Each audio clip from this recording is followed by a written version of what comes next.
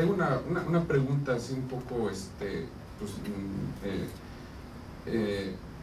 es inquietud mía de que si realmente se ha diferenciado entre capital social y cohesión social, si hay algún elemento que lo distinga. Creo que hay alguna distinción, hay alguna discusión al respecto, de que uno sí es el hermanito menor del otro o algo así. Pero ¿quién es primero? Parece ser que he escuchado que es que el capital social empieza y luego la cohesión social sigue o algo así. Quiero ver su perspectiva al respecto. ¿Qué discusión hay al respecto? Y si en alguna parte me pueden aclarar esa parte de la discusión. Otro aspecto es que pues sí, yo estoy muy de acuerdo con ustedes en cuanto a que la cohesión social sí tiene mucho que ver con el desarrollo. Yo en lo personal he hecho estudios tanto cuantitativos como cualitativos del estudio de la cohesión social, y nos hemos percatado que en los espacios públicos que hemos estudiado, donde existe un alto índice de violencia antes, cuando realmente la apropiación de los espacios ocurre, entonces la comunidad se activa e impide que la delincuencia o los altos índices de delincuencia alrededor sucedan, y ciertamente hemos notado que con el tiempo bajan. Hemos hecho mediciones algunas longitudinales y hemos encontrado ese patrón, y en efecto el único mecanismo que puede garantizar que esa delincuencia baje es cuando la cohesión social existe, o sea, cuando la cooperación entre las organizaciones civiles se amplía y todos participan para que eso ya no exista en el espacio público. Entonces, como que luego hicimos mediciones sobre percepciones de cómo sentía la gente que vivía alrededor de los espacios públicos el sentimiento de violencia, ¿no? Es decir, en cuanto a percepción, una cosa es que tú veas que en tu barrio esté mal, otra cosa es que en las noticias aparezcan noticias de descabezados, y luego la percepción que tiene la persona en la comunidad donde vive, y encontramos una relación negativa entre la percepción de alta violencia y baja cohesión social, o bueno, capital social, y ahí viene lo que quiero que me aclaren un poco. Y entonces lo que encontramos es que en efecto la percepción de delincuencia o la desorganización que se percibe está relacionada negativamente con el capital social, ¿no? Y eso da idea de alguna forma en que, al menos en México, en lo que se ha visto hasta ahora de las políticas públicas, pues lo único a lo que estamos llegando a la conclusión es que si las organizaciones civiles logran apropiarse de su territorio y entenderlo y cambiarlo, es posible que haya alguna vía de un cambio social, ¿no? El problema para mí está en que cuando en una vez creo que fue en Sinaloa, donde encontramos que, en Nogales, el Centro Cultural Nogales, las personas realmente se han apropiado de su centro cultural, lo han hecho suyo, han hecho actividades bastante marcadas de un cambio en su ciudad.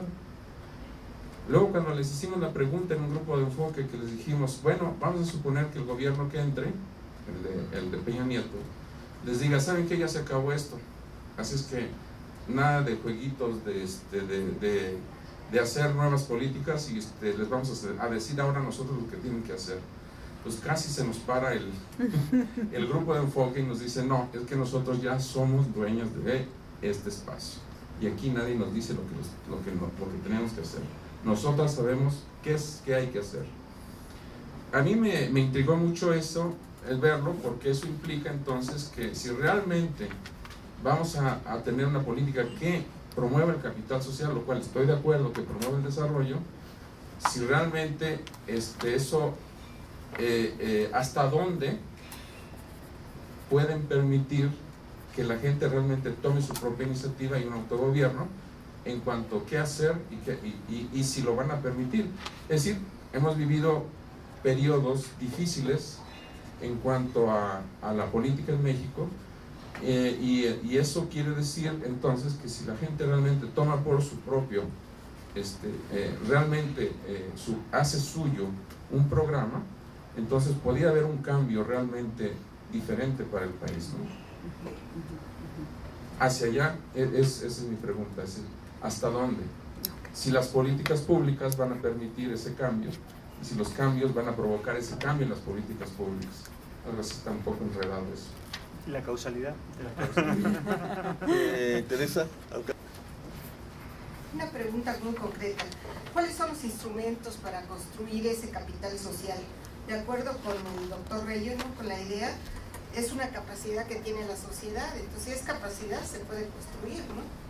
Entonces, de que para actuar juntos, ¿no? Y ejercer acciones colectivas. Entonces, concretamente, ¿cuáles son los instrumentos para construir capital social? ¿Alguien más?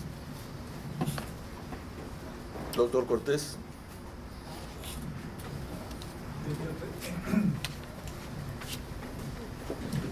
Tengo como 2 o 3 niveles de preguntas, de comentarios.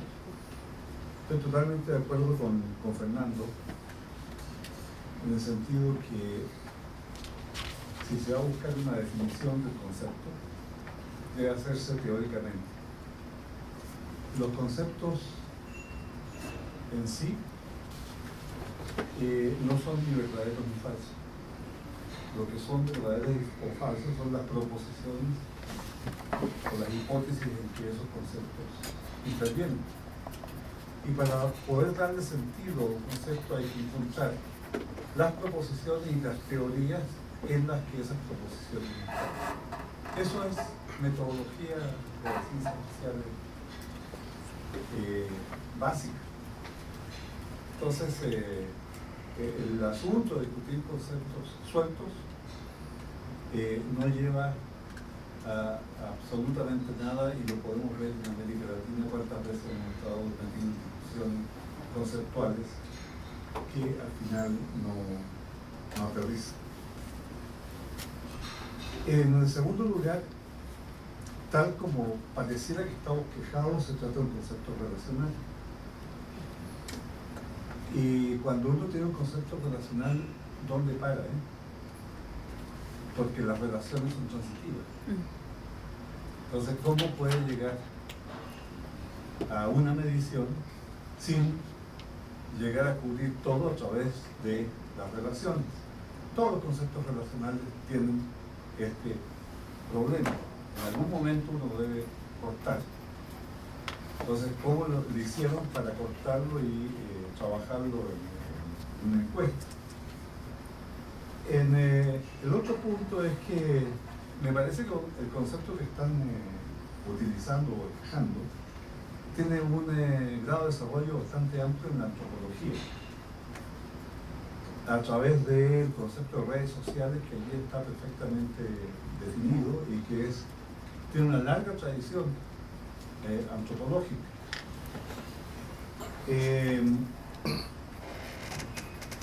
Por otro lado,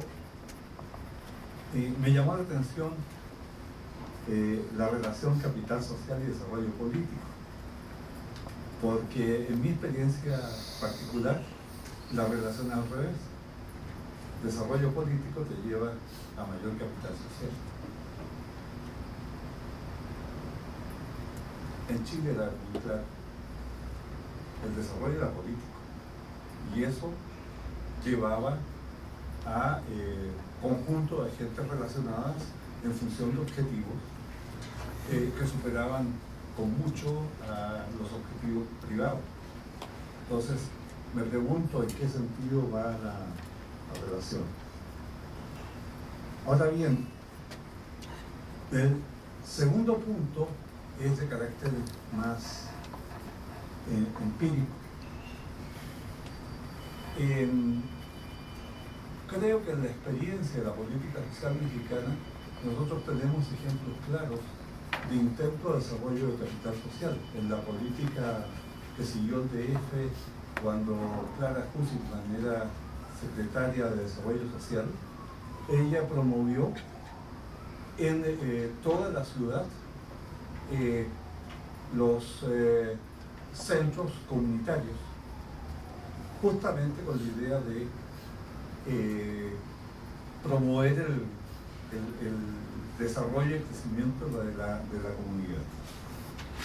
Esa experiencia está recogida, se aprendió algo de ella, o simplemente estamos en otro momento y esas experiencias no están incorporadas. Por otro lado está el excelente trabajo, a mi juicio, de Wilkinson y Piquet, que muestran la experiencia de los chimpancés y los bonobos. Los chimpancés funcionan con un macho alfa que es el que manda, ¿no? y los jóvenes tienen que tratar de ver cómo le hacen el quite, ¿no? Y los bonobos son muy similares, la única diferencia está en que son comunitarios. Crían los hijos en comunidad, y en algún momento de la evolución hubo un cambio en algún gen, se apagó en los chimpancés y quedó encendido en los bonobos. Y lo más notable es que los estudios han mostrado que son más similares a los bonobos que a los chimpancés. ¿Quiénes? Ustedes.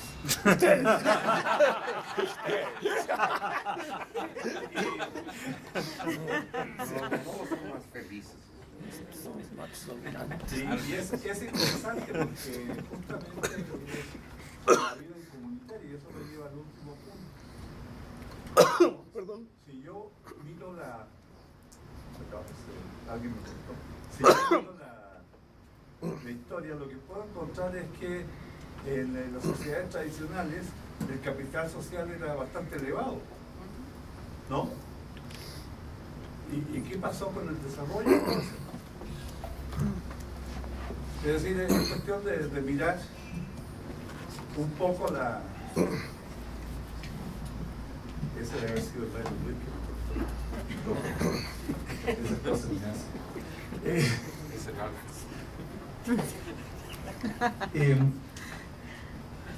Entonces, ¿cómo explicar la historia, no? Que en definitiva lo que uno había aprendido en los libros de texto es que cada quien enfrentado a los otros en el mercado buscaba maximizar su bienestar, y con eso se maximizaba el bienestar de la sociedad. Era la teoría económica que a uno le enseñaban, ¿no? Y ahora resulta de que están intentando incorporar a la teoría económica una categoría grupal que está mucho más desarrollada en otras disciplinas, pero que no la incorporan con todo el conocimiento disciplinario de esas otras disciplinas. Por ejemplo, en redes sociales se sabe que cuesta participar en la red, que hay algunos que son tan pobres que no tienen nada siquiera para participar en la red. O sea, están fuera porque tiene un costo, en tiempo, en dinero, en lo que sea, y no lo tienen. Esas investigaciones las ha hecho Mercedes González La Rocha en México, y hay muchos resultados en ese sentido. Entonces, mi pregunta es, en el fondo hay una pregunta, es decir, hemos hecho la reflexión conceptual, la reflexión histórica, la reflexión de la experiencia mexicana para recuperar y no intentar otra vez hacer algo que no funcionó. Por ejemplo, que la política de desarrollo comunitario en la Ciudad de México no funcionó. Entonces, habría que preguntarse tal vez mejor por qué no funcionó.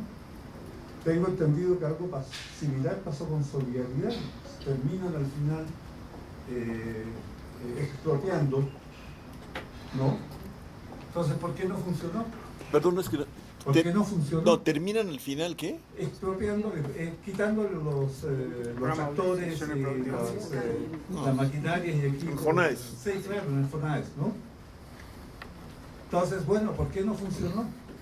¿Cuáles son los elementos que llevan a que no funcione? Que detrás del asunto hay otra pregunta que creo que tú la planteaste, que es fundamental. Está bien, podemos tener capital social en una comunidad y en la del lado también, ¿no? Pero como comunitaria, y entre ellas que perfectamente bien pueden estar enfrentadas. Entonces, en vez de un positivo habría que poner un negativo. Y la agrupación de los distintos niveles, de los distintos niveles de agregación social, ¿qué provoca en definitiva?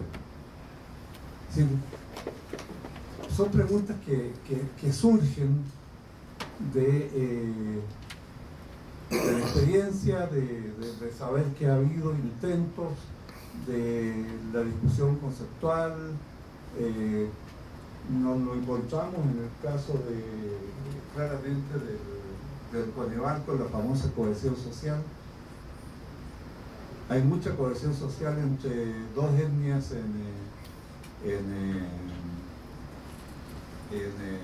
qué sé yo, en cualquier lugar, en Chiapas, ¿no? Pero entre ellos hay un conflicto que se matan. Entonces, ¿qué significa eso para la entidad federativa y para el país? Y para ellas. Y para las etnias. Y para las etnias, ¿no? Entonces, es muy interesante entrar en el concepto. Creo que está muy bien que se plantee, que se abra la discusión, porque así podemos avanzar en este tipo de enfoque y recuperar la experiencia que hemos tenido en México. ¿Alguien más? Profesor Fuentes, Olac Fuentes y luego Alberto. Sí, a mí me queda al final una inquietud semejante a la que se han expuesto respecto a lo flojo que es teóricamente el concepto, al uso muy descriptivo y a la idea de que el capital social puede ser representado o pensado como homogéneo y continuo, de manera que se le pueda medir. A mí me parecería que este tipo de discusión sería muy importante para acentuar el